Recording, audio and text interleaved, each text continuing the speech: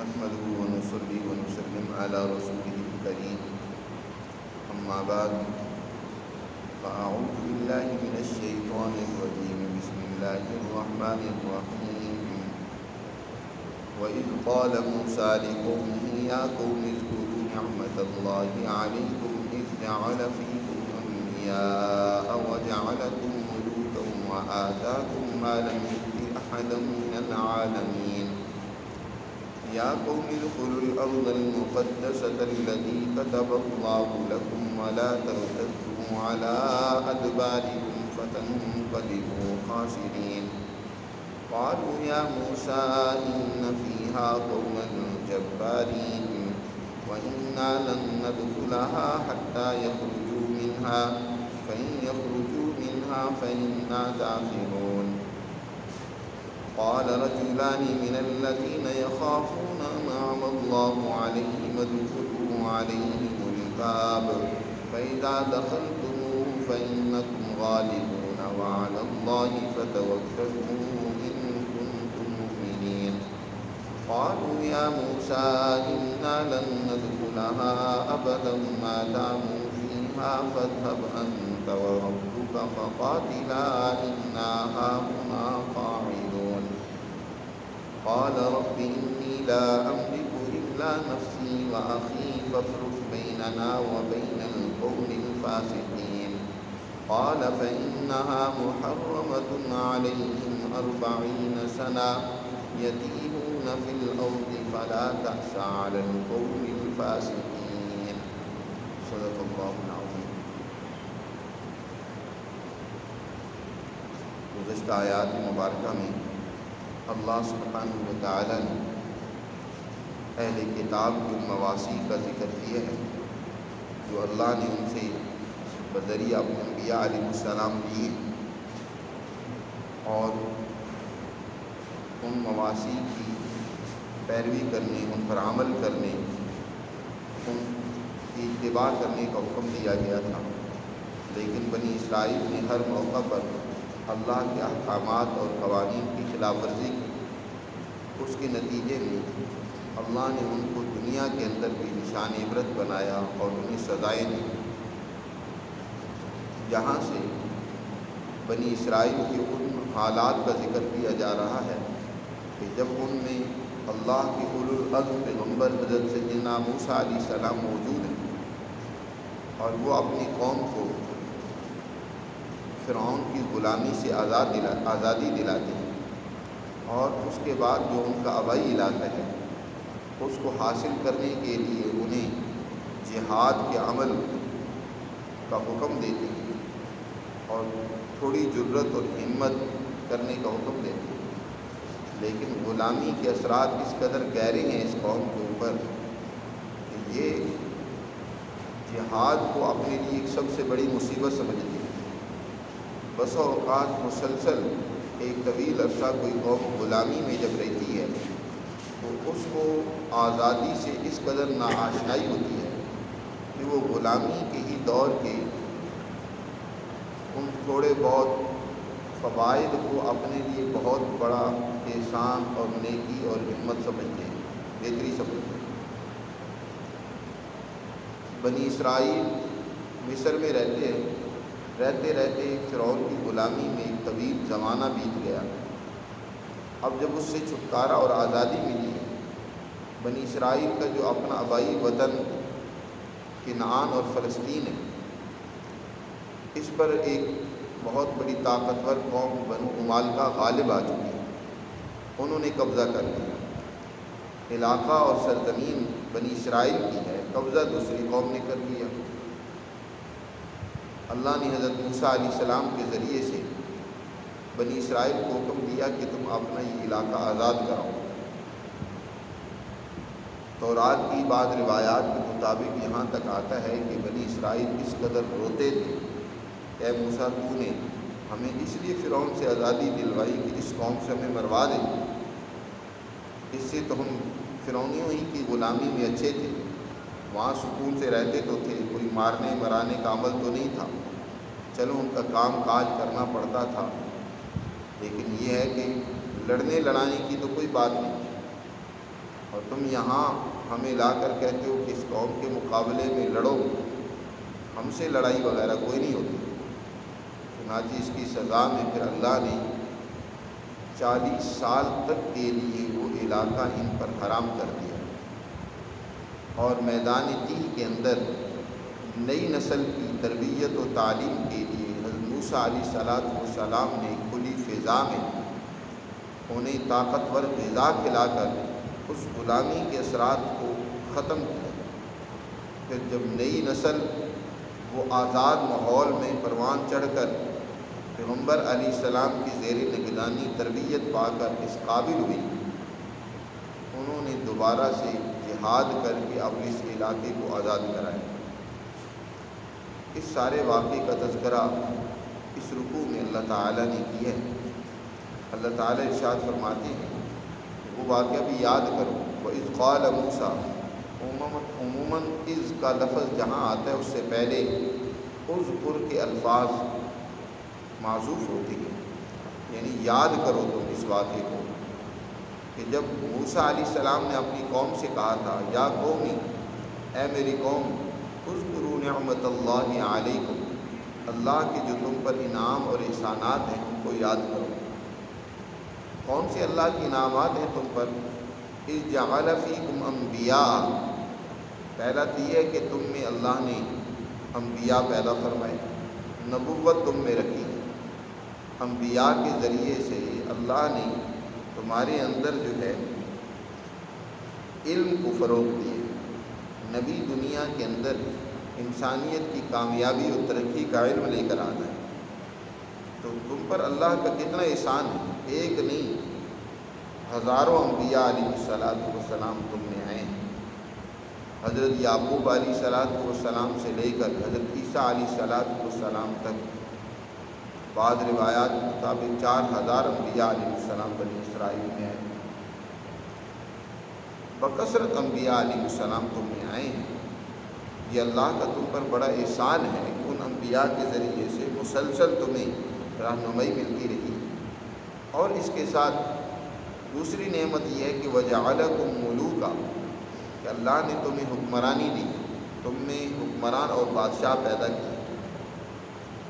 کسی قوم کو اللہ علم سے بھی سرفراز کرے اور اس کے ساتھ مادی طور پر اس کی حکومت اور حکمرانی بھی قائم کرے، یہ اس پر اپنی نعمت کا اتمام ہوتا ہے۔ اسی نعمت کا گزشتہ آیات میں اللہ نے خود مسلمان جماعت پر اپنی اس نعمت کا اظہار کرتے فرمایا، اليوم اکملت لکم دینکم واتممت علیکم نعمتی، دیکھو میں نے تمہارا دین تم پر مکمل کر دیا۔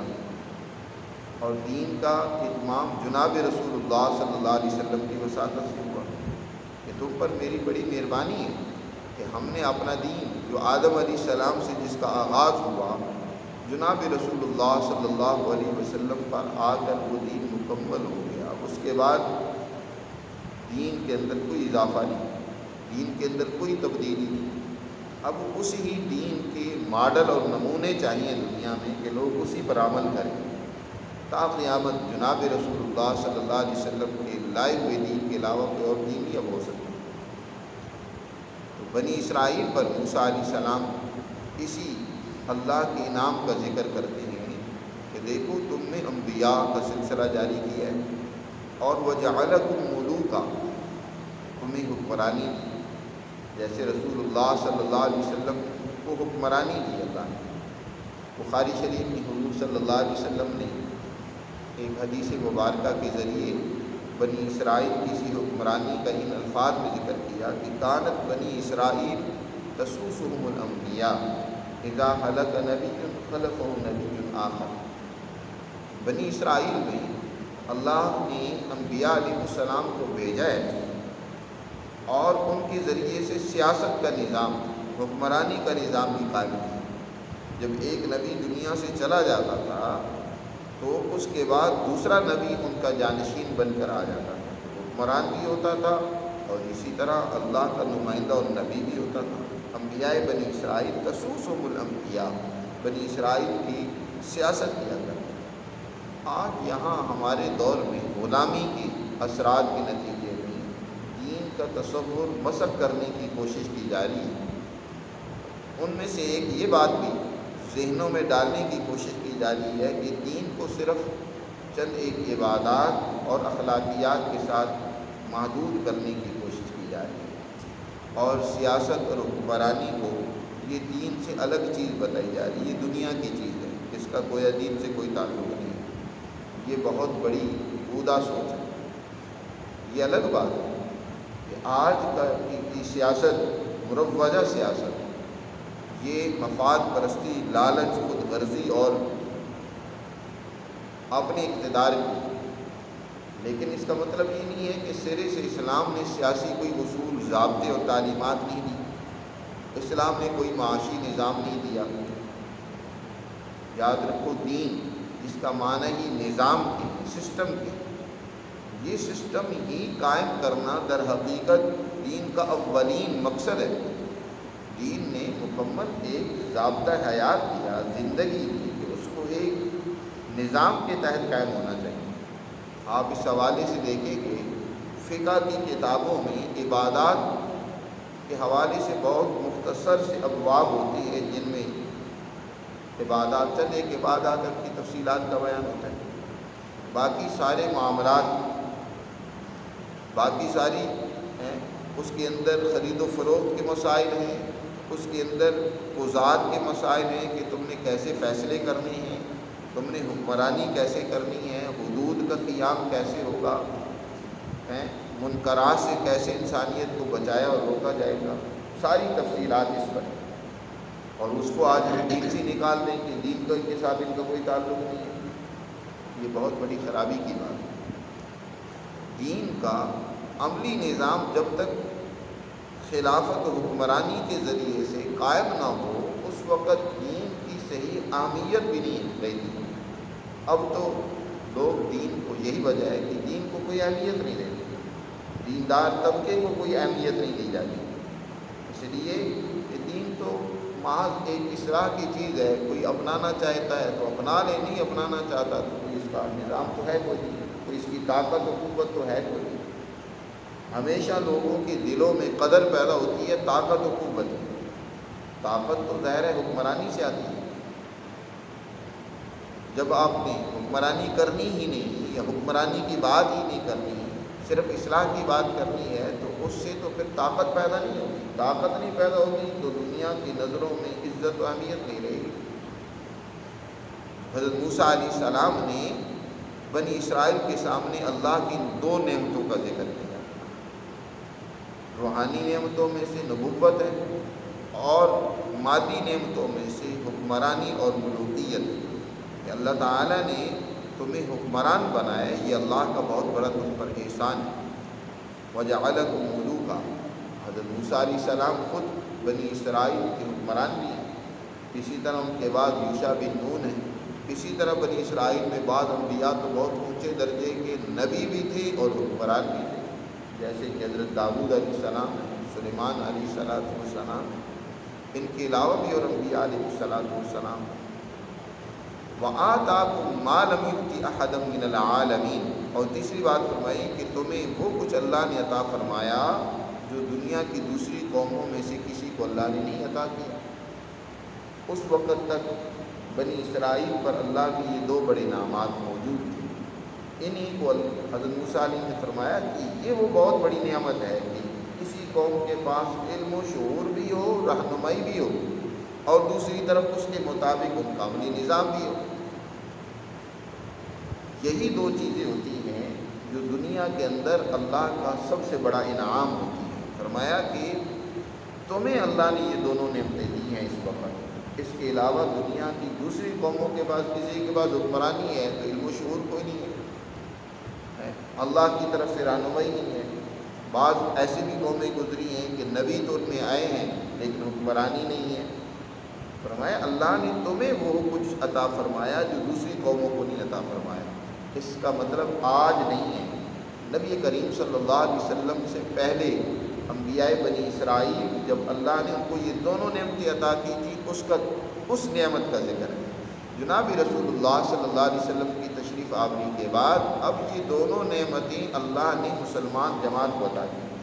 حضور صلی اللہ علیہ وسلم نے نبوت کا علم اور پیغام بھی انسانیت کے سامنے رکھا اور اس کے مطابق عملی نظام بھی قائم کیا، حکمرانی بھی قائم کی۔ اسی طرح آپ نے فرمایا نا کہ میرے بعد نبوت تو نہیں ہوگی، البتہ اس کام کو کرنے کے لیے میرے بعد خلفاء ہوں گے، فیکسدون، وہ بہت زیادہ ہوں گے۔